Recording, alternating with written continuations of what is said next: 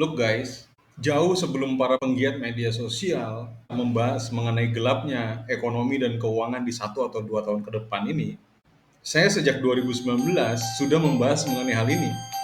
Bagaimana saya bisa mendapat kesimpulan itu dan data-data apa saja yang mendukung kesimpulan saya? Lalu kira-kira bagaimana gambaran krisis ekonomi dan keuangan yang akan terjadi? Let's dive in.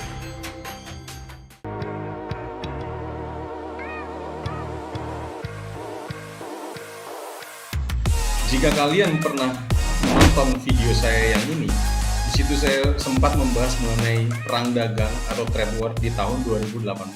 Saya melihat bahwa ini adalah bagian dari program deglobalisasi. Amerika sebagai negara adidaya saat zaman Presiden Trump berusaha menyelamatkan dirinya sendiri dan melucuti semua kedidayaannya dengan pagar yang tinggi di antara perbatasan Meksiko, keluar dari Paris Agreement, menghentikan pendanaan ke NATO. Di tahun 2017, World Economic Forum ternyata sudah memprediksikan juga sebelumnya bahwa di 2030 Amerika tidak akan lagi menjadi negara superpower.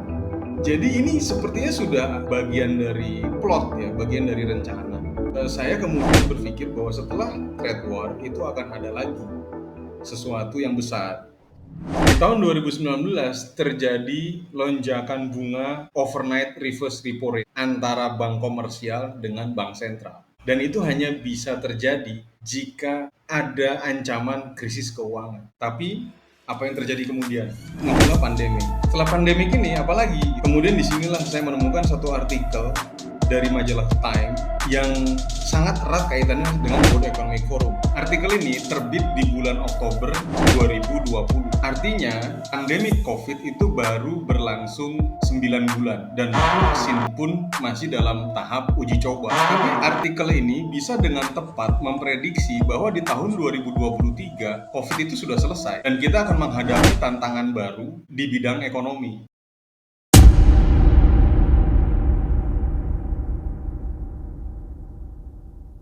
We all need to spend billions to get the vaccine out to save the trillions that the economic damage is doing. But why isn't that happening? I mean, you put it very well. Why aren't we spending the billions to save the trillions? When you talk to prime ministers, presidents, as I'm sure you do. Bill Gates mengatakan bahwa kriteria negara yang berhasil menanggulangi COVID itu adalah negara yang mampu menyiapkan dana puluhan miliar dolar atau ratusan triliun rupiah. Jadi ini semacam guidance gitu bagi seluruh negara-negara di dunia ini untuk jor-joran mengeluarkan uang, harus menyiapkan dana segar dalam waktu yang singkat dan dalam jumlah yang besar. Pemerintah tidak bisa cetak uang sendiri, artinya apa? Pemerintah harus menerbitkan surat utang. Jadi serempak nih negara-negara ini kemudian menerbitkan surat utang. Nah, ratusan triliun uang yang dicetak ini selain untuk membeli vaksin, membeli obat-obatan, membeli APD, juga digunakan untuk meningkatkan daya beli masyarakat. Tapi jika kita kembali ke ekonomi 101, di mana ekonomi itu sama dengan supply and demand, dan demand itu adalah daya beli. Yang jadi masalah sebenarnya itu adalah supply. Kenapa? Karena restriksi pandemi, pembatasan-pembatasan yang diterapkan selama pandemik seperti jaga jarak, mengurangi rumahkan karyawan, menutup sekolah, terminal, bandara, kantor, pasar, supply ini menjadi tidak maksimal. Supply ini terdisrupsi atau supply chain disruption. Sejak 2018 adanya perang dagang Amerika dengan Cina, masalah juga di supply. Seharusnya yang dilakukan adalah memperbaiki dari sisi supply-nya, bukan menambah demand. Tapi karena demand yang diperkuat, masyarakat diberi uang gratis agar daya belinya meningkat, sementara barang-barang atau supply di pasar itu semakin sedikit karena ada restriksi di pabrik, restriksi di transportasi. This is what a port in a crisis looks like. Dozens of cargo ships have been waiting to dock off the Los Angeles Long Beach container terminal. Under COVID, there has been an uptick in consumer demand, and that demand is still high, as this bottleneck is also due to supply chain disruptions. That's because the pandemic has spurred an increase in consumer spending, and if you add that to the shortage of truck drivers and full warehouses, this is the result. Harga-harga pun menjadi naik karena lebih banyak uang yang mengejar barang yang lebih sedikit. Terjadilah inflasi yang kita rasakan sekarang ini, dan ini terjadi di seluruh dunia. Saya artikan bahwa orang-orang yang paling berpengaruh di World Economic Forum itu sudah bisa menebak apa yang akan terjadi jika selama pandemik itu uang itu dicetak secara masif.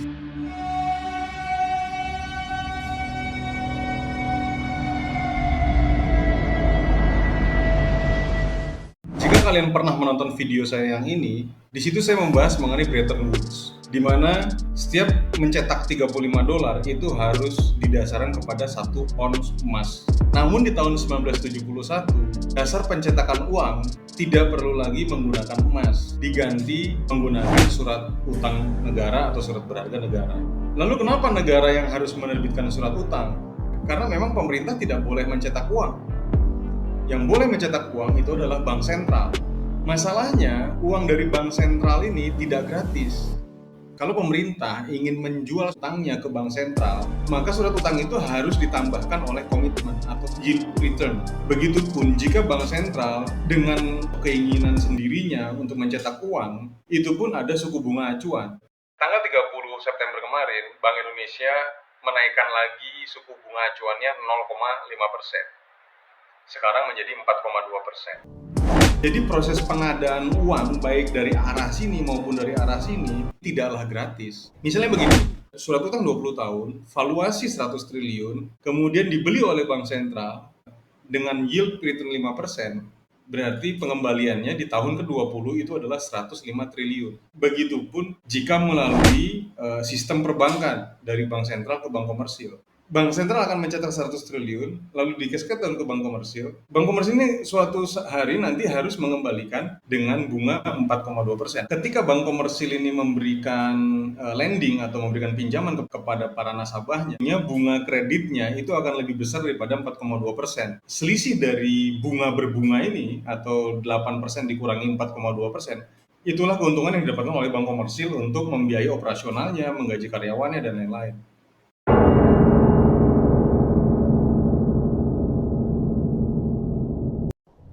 Karena itu, ketika suku bunga acuan bank sentral itu rendah, para investor menganggap inilah musimnya uang murah. Namun ketika bank sentral menaikkan suku bunganya, berarti uang sedang mahal. Akan sangat berat bagi sebuah negara jika negara tersebut terpaksa harus menerbitkan surat utang lagi di musim suku bunga tinggi. Menurut saya, jika kita semua tahu bagaimana sistem keuangan global di tata dunia yang sekarang ini bekerja, mungkin orang mau korupsi juga mikir-mikir gitu.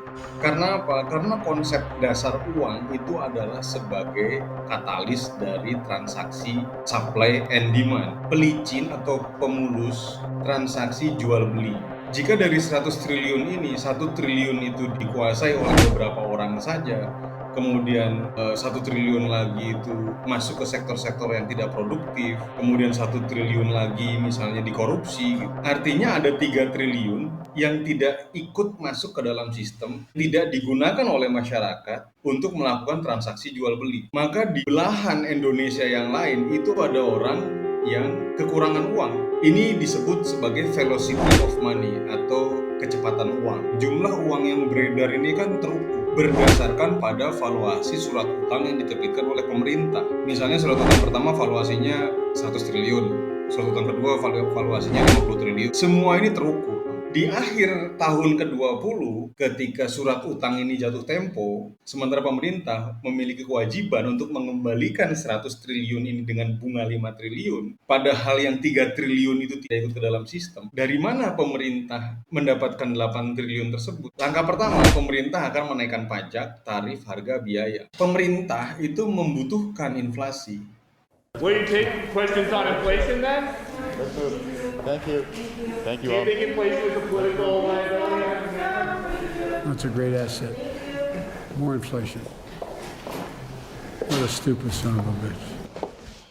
Pemerintah bahkan menargetkan inflasi untuk apa? Untuk bisa membayar hutang. Karena hutangnya kan hutang berbunga. Utang 10, bayarnya harus 12. Uangnya kan cuma 10, yang 2 dapat dari mana? Ya dengan menginflasikan.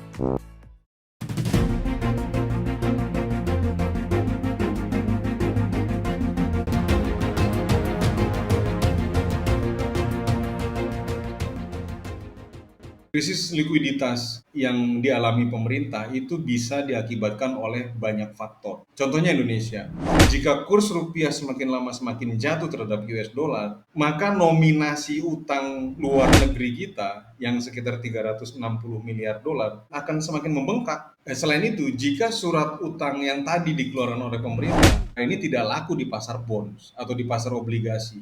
Pemerintah lagi butuh uang banyak, ketika melakukan surat utang tidak ada yang mau beli, bank sentral pun tidak bisa bantu lagi, pajak pun jika kondisi ekonomi sedang resesi itu juga akan menurun. Menaikkan tarif harga biaya juga tidak mungkin karena inflasi sudah terlalu tinggi. Maka pemerintah ini tidak memiliki uang yang cukup untuk menjalankan operasionalnya. Kemudian gagal bayar. Gagal bayar kepada siapa? Kepada para investornya tadi. Karena surat utang negara ini kan dibeli oleh investor. Investor itu macam-macam, ada yang individual, ada yang corporate, ada juga yang namanya hedge fund, dana haji, asuransi, ada juga yang namanya dana pensiun, ada juga bank. Jadi perbankan ini sebenarnya investornya pemerintah. Dana yang dikumpulkan dari masyarakat itu biasanya oleh para lembaga pengumpul itu memang diinvestasikan kembali, dibelikan ke aset keuangan, salah satunya adalah bonds atau obligasi atau surat utang. Langkah terakhir, pemerintah akan mengajukan pinjaman kepada lembaga-lembaga internasional seperti IMF.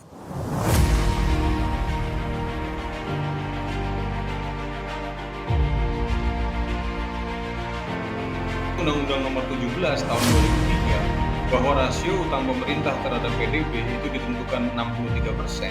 Artinya jika pemerintah membutuhkan uang dalam waktu yang cepat, bisa saja pemerintah dan DPR menaikkan pagu rasio utang untuk tahun depan. Misalnya dari 40% menjadi 50%. Di saat itulah Bank Sentral akan menurunkan suku bunga dan pemerintah bisa menerbitkan surat utang yang baru dengan yield return yang baru, kemudian dibeli lagi oleh Bank Sentral, uang dicetak lagi, yang 8 triliun tadi itu dibayarkan karena sisa surat utang yang sebelumnya, itu baru satu surat utang. Bagaimana selama durasi 20 tahun ini pemerintah itu menerbitkan beberapa surat utang, mungkin 10 atau 20 surat utang lagi.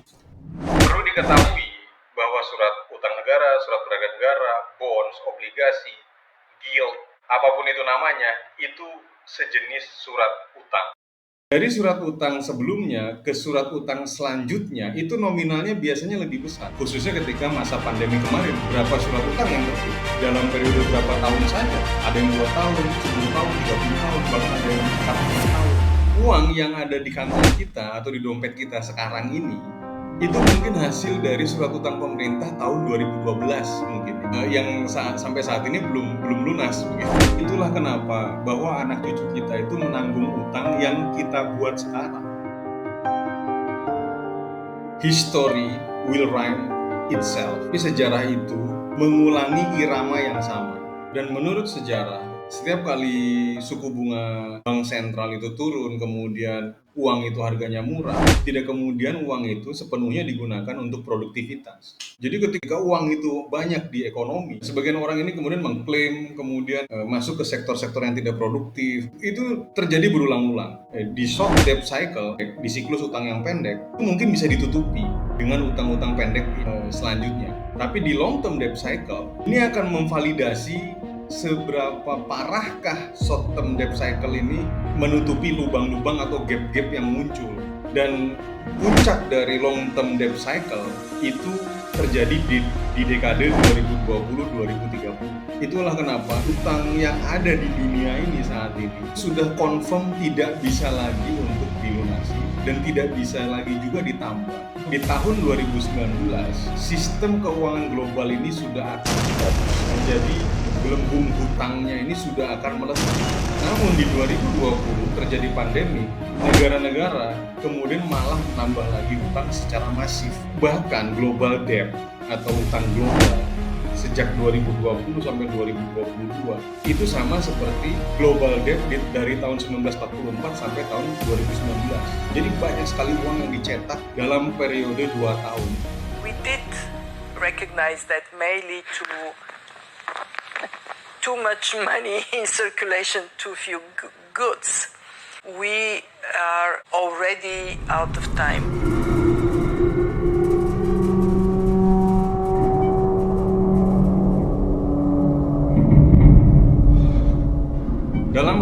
bank sentral tidak memiliki banyak pilihan. Pilihannya selalu ada dua. Yang pertama kuantitatif easing, yaitu melanjutkan suku bunga rendah dan terus mencetak uang yang disuntikkan ke dalam ekonomi seperti steroid dan akan mengakibatkan hyperinflation, atau bank sentral melakukan quantitative tightening, pengetatan moneter, tapi membawa ekonomi global ini ke jurang resesi. Quantitative tightening atau pengetatan moneter itu artinya bank sentral akan menghisap kembali uang yang sudah dicetak lalu kemudian digunakan untuk memperkuat daya beli tadi. Cara menghisapnya bagaimana atau cara menarik uang dari peredaran itu bagaimana? Yang pertama, menaikkan suku bunga. Dengan suku bunga acuan dari bank sentral yang lebih besar, maka masyarakat akan membayar kewajibannya atau cicilannya seperti KPR, kartu kredit, dan lain-lain itu dengan bunga yang lebih besar pula, sehingga ada aliran uang kembali ke bank secara masif. Selain menaikkan suku bunga, bank sentral juga akan melakukan reducing balance sheet. Memang istilah-istilah perbankan ini membuat kita bingung ya, kadang membuat kita tersesat gitu. Reducing balance sheet itu artinya adalah mengurangi treasury atau obligasi yang sudah dibeli oleh bank sentral dari pemerintah. Maka bank sentral itu akan mendapatkan kembali uangnya yang dulu pernah dia cetak untuk dibelikan obligasi tadi. Nah, dengan adanya pengetatan moneter ini, maka jumlah uang di peredaran itu akan menjadi lebih sedikit.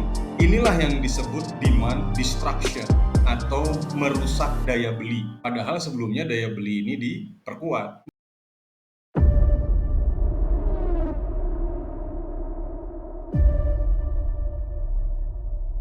Coming in before the end of the year, and then a lot of grants as we grow this starting 1 billion up to over 3 billion, we would expect, we'll be doing a lot of funding during calendar 2022.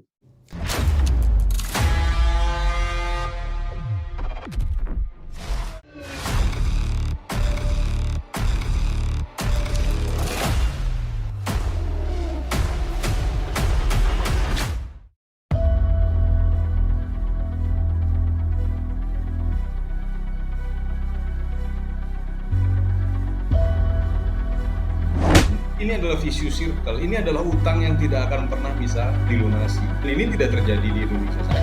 Dunia ini sekarang tenggelam di dalam utang. Utang kepada siapa? Amerika, negara adidaya saja, utangnya itu 31 triliun dolar. Negara-negara maju, produktivitas dibandingkan dengan utangnya di atas 100%. Jika uang yang beredar lebih besar daripada GDP, sementara uang ini adalah utang, maka jumlah produksi sebuah negara tersebut, jika dijual semuanya, 100% dijual, itu tidak akan bisa menutupi utang-utangnya. Krisis-krisis yang akan kita alami dalam waktu dekat ke depan ini adalah manufactured crisis atau krisis yang dibuat, yang sudah direncanakan, yang dilakukan oleh orang-orang yang paling berpengaruh di dunia, yang notabene adalah negara-negara yang paling banyak utangnya. Itu adalah meriset sistem keuangan global.